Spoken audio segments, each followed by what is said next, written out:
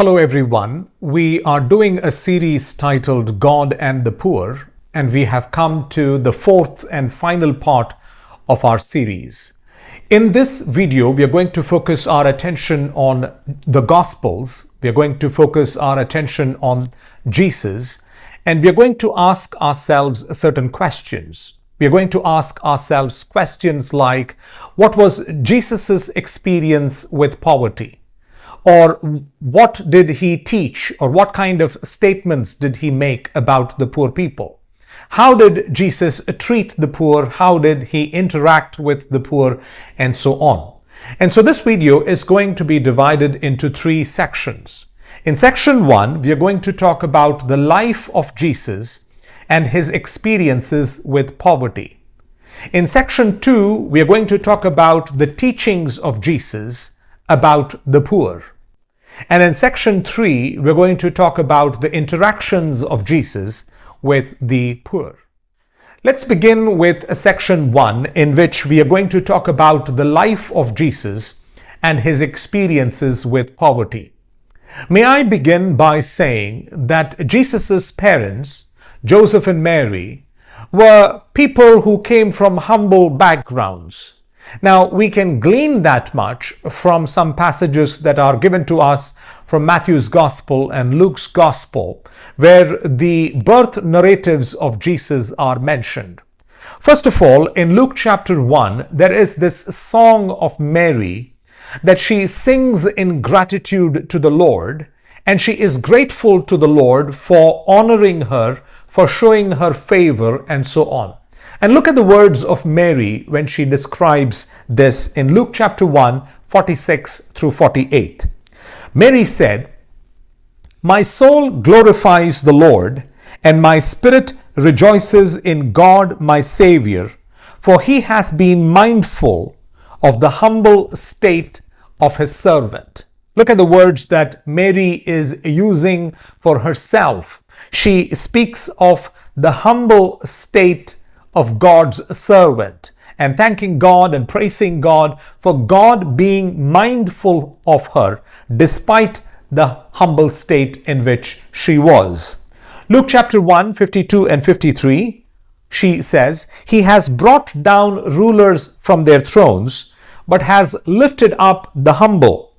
He has filled the hungry with good things, but has sent away the rich empty." Again, this is a passage in which Mary is trying to speak about her own humble estate from which God is lifting her up. And probably she's referring to her own community or the background that she comes from when she speaks about God filling the hungry with good things. And when Mary is singing this poem, she is collecting several things from the Old Testament, especially the Song of Hannah that we read of in 1 Samuel chapters 1 and 2, where Hannah is praising God for lifting her up from the humble state of affairs that she was in. And so Mary sees herself in a situation similar to that of Hannah, and therefore she thanks God for lifting her up from the humble state of affairs that she is in. Now, Joseph also came from a humble state of affairs. In Luke chapter 2, verses 22 to 24, where Joseph and Mary bring Jesus to the temple, we read this. "When the time came for the purification rites required by the law of Moses, Joseph and Mary took him to Jerusalem to present him to the Lord. As it is written in the law of the Lord, every firstborn male is to be consecrated to the Lord, and to offer a sacrifice in keeping with what is said in the law of the Lord, a pair of doves or 2 young pigeons." Pay attention to the fact that Joseph and Mary are bringing a sacrifice to the Lord, and it is a pair of doves and 2 young pigeons. In Leviticus chapter 12, where we are told about these purification rites and the act of consecration of the child and so on, we are told that anyone who can afford to do it should be bringing a lamb into the temple of the Lord, into the presence of the Lord. And those who cannot afford a lamb should be bringing a pair of doves and 2 young pigeons. When we see Joseph and Mary bringing a pair of doves and a pair of pigeons into the presence of the Lord for the purification rites, that tells us about the financial state of affairs that they are in, and it is a reflection of the kind of situation into which Jesus was born into. Now, the circumstances surrounding the birth of Jesus was not grand or pompous. When the Son of God chose to be born into this world, he chose not a luxurious palace with all its grandeur as the place to be born into. 2 Corinthians chapter 8 verse 9, Paul tells us about Jesus Christ that though he was rich, he made himself poor for our sakes.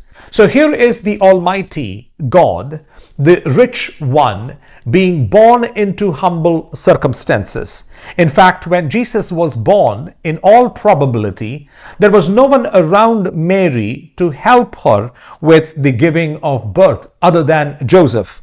In Luke chapter 2 verse 7, we are told that Mary is the one who is swaddling Jesus in clothes. They could find no place in the inn, and therefore they had to lay the baby in a manger, probably surrounded by animals. And therefore, very humble circumstances. It reflects the situations of a poor family. And so when Jesus grew up as a young boy, as a teenager, and as a young adult, he ate the food that Mary and Joseph could provide him with. He wore the clothes that Joseph and Mary could provide him. He lived in the house where Joseph and Mary lived. And I believe that Joseph was teaching Jesus to be a carpenter as well, and therefore he learned that kind of work and that kind of business. When Jesus grew up and he set out for ministry, Jesus made a very unique statement. He said, "Foxes have dens and birds have nests, but the Son of Man has no place to lay his head." In other words, foxes have their own places to stay in. The birds of the air have their own houses to live in. But the Son of Man has no property that he could call his own. He did not own a house for himself. Again, a reflection of Jesus' experience with lack and with poverty. When Jesus began his itinerant ministry and he was traveling from village to village and town to town, we are told that certain women contributed financially to his needs. This is Luke chapter 8 verses 1 to 3.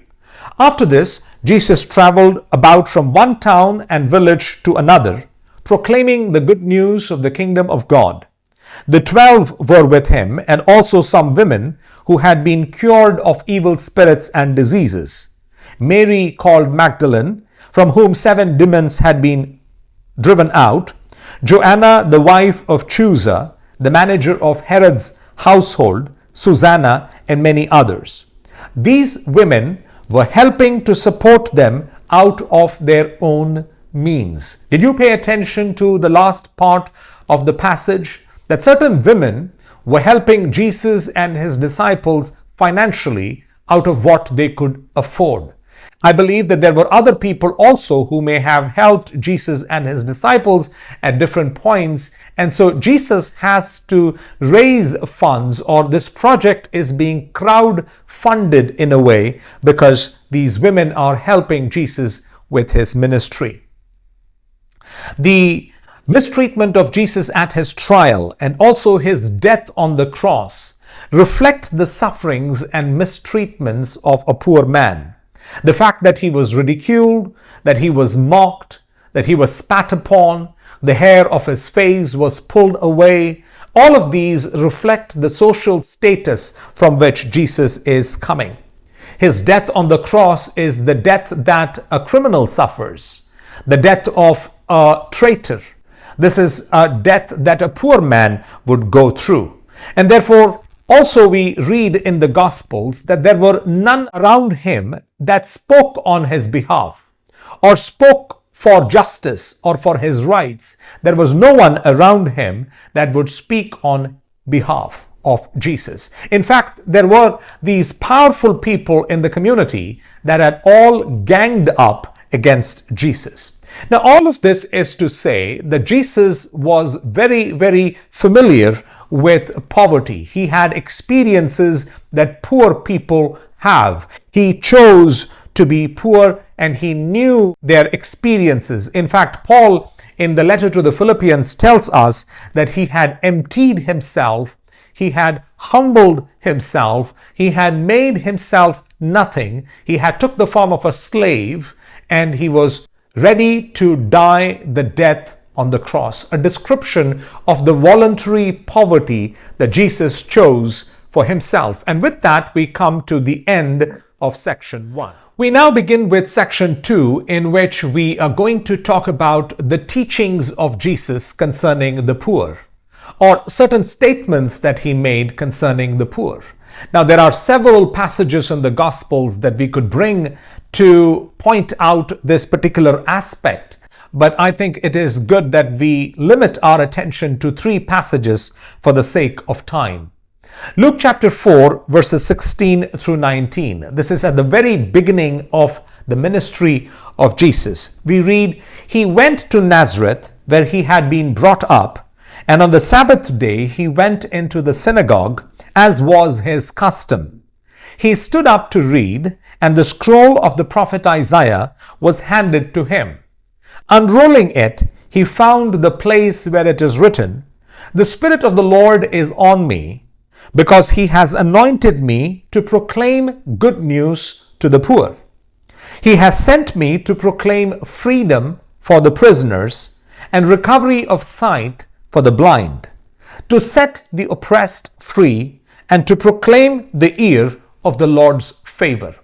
So Jesus was very familiar with this passage in the scroll of Isaiah, and he knew that this passage was speaking about him, and therefore he searched for that passage in the scroll of Isaiah and read it out to the people in order to inaugurate his ministry.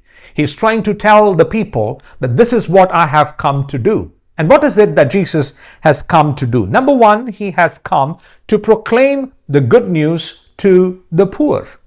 Number two, he has come to proclaim freedom for the prisoners. I believe he is talking about those that are spiritually bound and need spiritual freedom, and it is to those that he has come to proclaim freedom.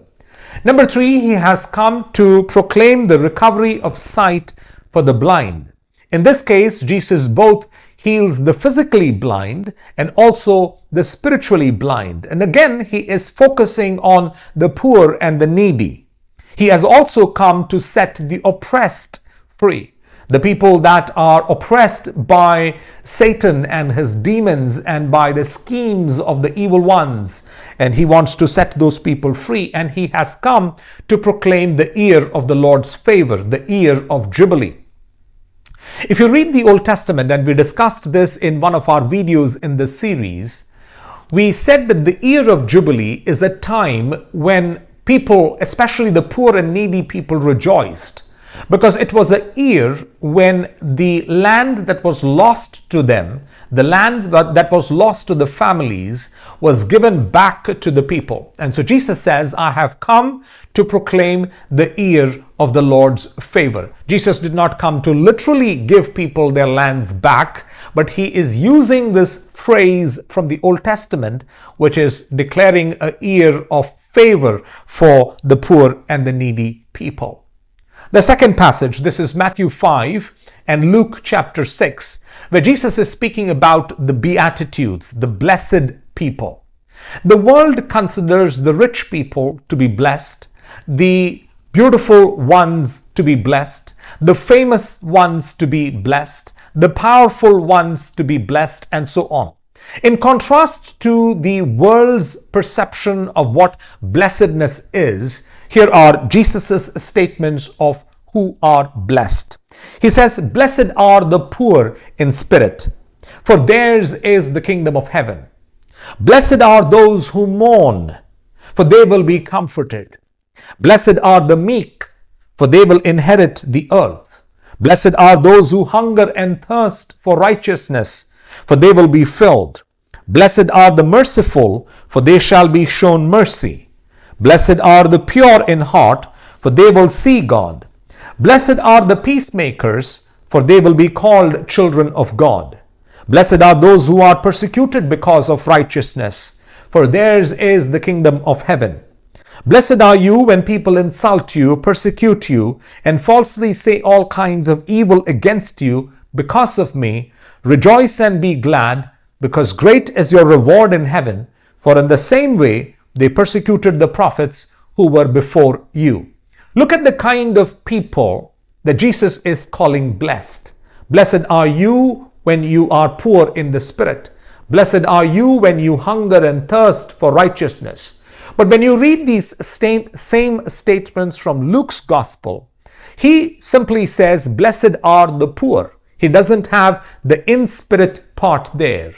He just says, blessed are the hungry and thirsty people. He doesn't speak of hunger and thirst for righteousness. So you see, when you take Matthew's gospel and Luke's gospel together, we realize that Jesus has spoken these Beatitudes in different ways, in different places, and his attention given to the people that are hungry and thirsty, the ones that are poor, the ones that mourn, and all of that is seen from all of these passages.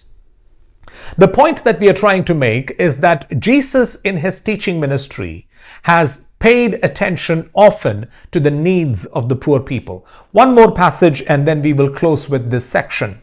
This is Matthew 25 verses 31 to 46, where Jesus is speaking of the parable of the sheep and the goats, and the context is one of judgment. And during the judgment, Jesus speaks to the people on his right, and he says this, "Come, you who are blessed by my Father, take your inheritance, the kingdom prepared for you since the creation of the world. For I was hungry, and you gave me something to eat. I was thirsty, and you gave me something to drink. I was a stranger, and you invited me in. I needed clothes, and you clothed me. I was sick, and you looked after me. I was in prison, and you came to visit me." When Jesus says these words to those on his right, the sheep, the good people, they wonder, "Lord, when have we seen you hungry? When have we seen you thirsty? When did we find you in prison? Or when did we exactly take care of your needs?"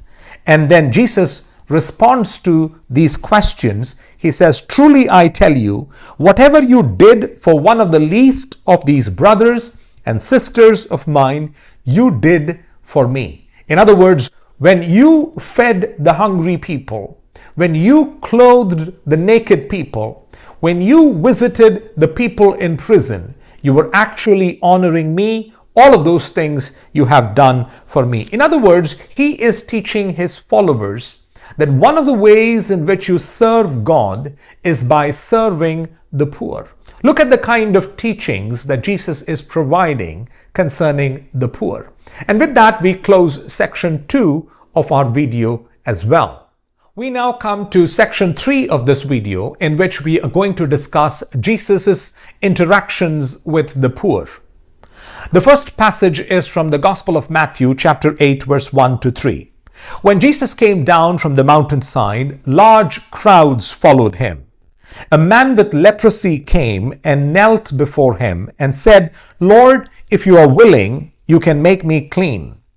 Jesus reached out his hand and touched the man.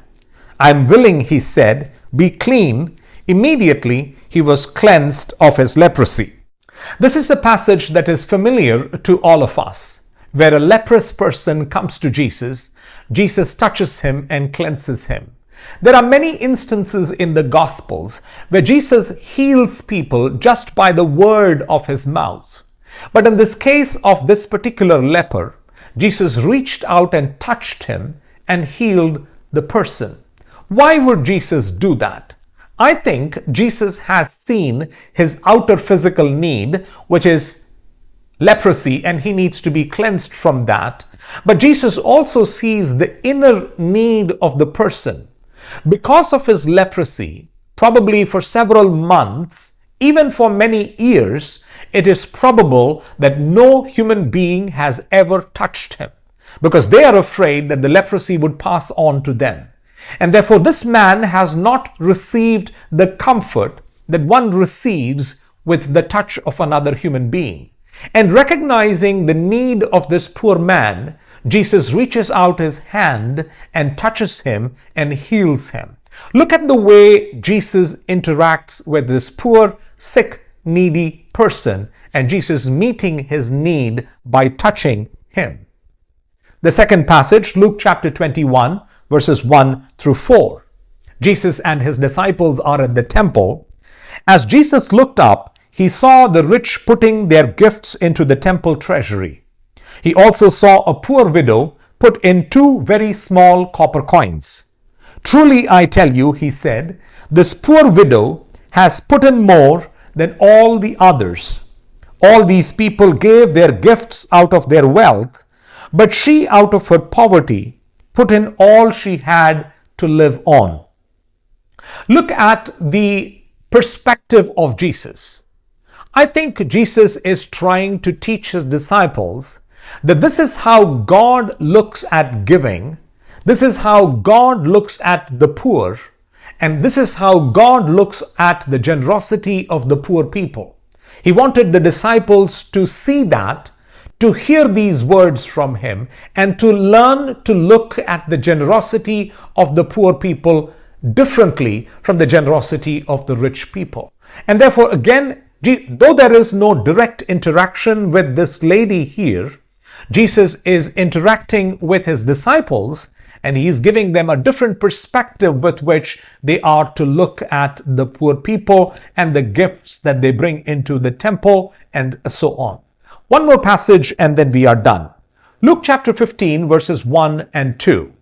Now the tax collectors and sinners were all gathering around to hear Jesus, but the Pharisees and the teachers of the law muttered, "This man welcomes sinners and eats with them." You see, poverty can be of different kinds. The poverty in this case of these people is that they are rejected by other people in society. They are considered untouchables. They are considered the downcast people, the lower class of people. They are branded as sinners. But it's interesting to me that these sinners and these tax collectors and these prostitutes find Jesus very approachable. That's interesting, is it not? Because Jesus has a particular attractiveness to these people because of his teachings, because of his personality, because of the way he interacts with the poor and the needy, that these kinds of people come to Jesus and they want to listen from Jesus and they want to speak to Jesus and so on. The religious elite of that time is very upset with Jesus because he is tolerating these kinds of unclean people, the sinners around him, and therefore they criticize him. And Jesus then goes on to speak 3 parables in this chapter: the parable of the lost sheep, the parable of the lost coin, and the parable of the lost son, in order to explain the heart of God towards these kinds of people. The heart of God is a heart that rejoices over the finding of one lost sheep. The heart of God rejoices over the finding of the one lost coin.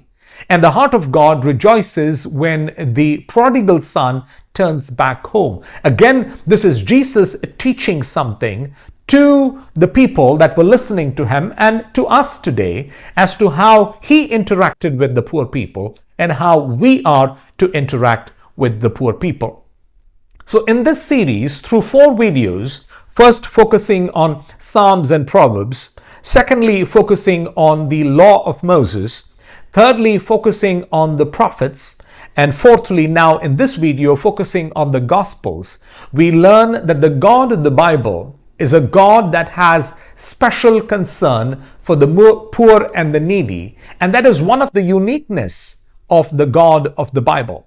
And therefore we who claim ourselves to be Christians must follow this God in this as well, that we must be concerned about the poor and needy in our lives as well. I believe the series was a blessing to you, and if it was, I would ask you to share this with your friends as well so that this could be a blessing to them as well. God bless you.